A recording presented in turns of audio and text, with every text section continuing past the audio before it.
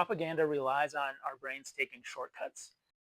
Yeah, so propaganda originally got started off as a religious thing, right? It was part of propagating particular religions, and but the where most people would situate it is what we would refer to as modern propaganda, which got started with war. My name is Chris Bollinger. The last name is Bollinger, and I am a professor of communication studies and the current department chair for communication cultures, English, and world languages. Often people point to communication as a solution to things.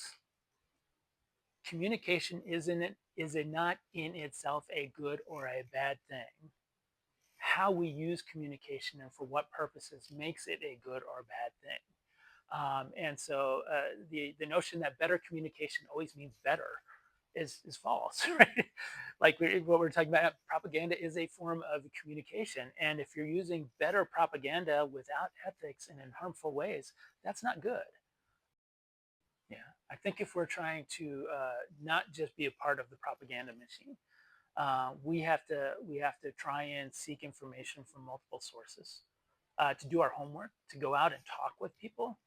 One of the things that's always interesting for me is that in classes, if I mention a political party, people will line up immediately. If I mention a political policy that is popular, same thing.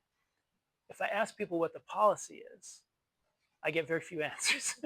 uh, Honestly, I think that what we've seen in more recent years is those standards, those ethical guidelines, which were maybe part of practices, even if not laws, have diminished.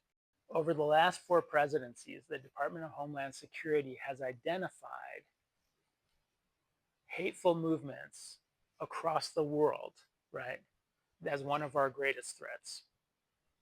And when we think about our communication within our country, we need to be attentive to that. And because I know what I know about hate crimes, I know that when we communicate in ways that mark historically excluded and marginalized groups in negative ways, as criminals or as threats, and give the impression that that is the majority of that population, that increases the number of hate crimes that occur and contributes to that problem.